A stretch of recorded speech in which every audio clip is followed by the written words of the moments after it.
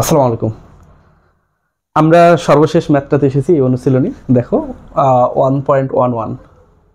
তাহলে এখানে চেয়েছে যে 250 সেন্টিমিটার কিউব সোডিয়াম হাইড্রোক্সাইডের মোলার দ্রবণ এবং ডেসিমোলার দ্রবণ তৈরি করতে কত গ্রাম দ্রব্য দরকার। এটা আমরা কিছু দূর আগে এই নিয়মের একটা করেছি, এই অধ্যায়ের এই অনুশীলনেরই। ওখানে ছিল যে সেমিমোলার এবং ডেসিমোলার ছিল, আর এখানে আছে কি মোলার এবং ডেসিমোলার। তাহলে এখন আমরা কিভাবে করবো দেখো তো। তাহলে উত্তর কি কি দেওয়া আছে আমরা আগে লিখি। হ্যাঁ, তাহলে দেওয়া আছে ভি সমান কত। তাহলে 250 ml 1000 দ্বারা যদি ভাগ করি তাহলে বাড়াই হলো 0.25 লিটার। আর কি দেওয়া আছে, সোডিয়াম হাইড্রোক্সাইডের আণবিক ভর। শোনো, সোডিয়াম কত দেখো তো 23, তাই তো। অক্সিজেন কত 16, হাইড্রোজেন কত 1, তার মানে কত 40। তাহলে আণবিক ভর কত 40।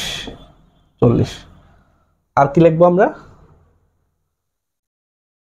হ্যাঁ, ওকে। এখন তো কন্ডিশন দুটা। কি কন্ডিশন? এক ক্ষেত্রে মোলার দ্রবণের ক্ষেত্রে, তাহলে মোলার ক্ষেত্রে কি কতটুকু দ্রব্য, আর ডেসিমোলারের ক্ষেত্রে কতটুকু দ্রব্য, মানে দুটো আলাদা চাইছে। ডেসিমোলারের ক্ষেত্রে। হ্যাঁ, তাহলে আমরা প্রথম ক্ষেত্রে দেখি যে মোলারের ক্ষেত্রে কি, তারপর আমরা দেখি হলো ডেসিমোলারের ক্ষেত্রে কি। শোনো ভাই, তাহলে মোলার মানে যে দ্রবণের ঘনমাত্রা 1 মোল।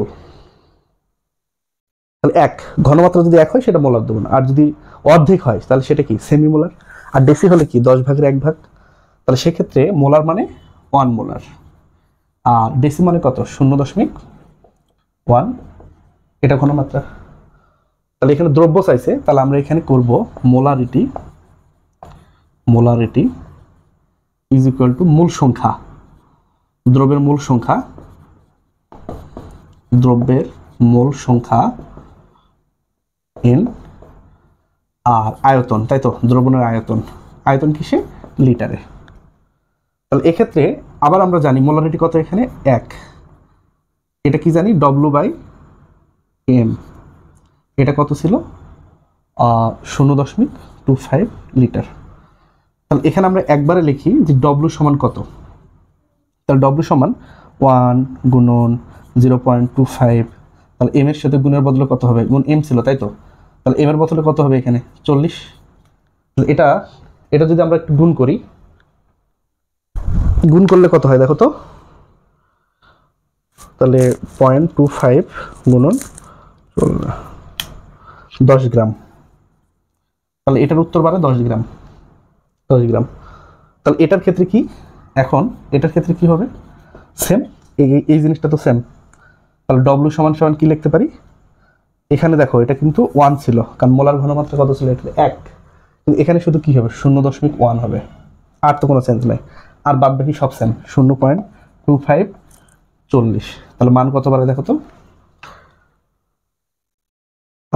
0.1 গুণন 25 গুণন 40। তোমরা হয়তো অনেকে বোঝোনি যে ভাই এটা কি শর্টকাট করলেন। দেখো ভাই, এই গোটাল ম্যাথের মানে আলাদা কোনটা? আলাদা শুধু একটাই, যে মোলারিটির ক্ষেত্রে এখানে হলো 1 মোলার, এখানে কত 0.1 মোলার। তাহলে এই ম্যাথটা তো এখানেও সেম করতাম আমরা, করে এই পর্যন্ত তো সেমই আসতাম। এই পর্যন্ত শুধু এখানে আছে 1, W এখানে আছে 1, কারণ মোলারিটি এখানে 1। এখানে গিয়ে মোলারিটিটা কত হবে, শুধু 0.1, বাদ বাকি সবই তো 1। তাহলে গুণ করে দিলে আমাদের এখানে পাবো কত গ্রাম, 1 গ্রাম।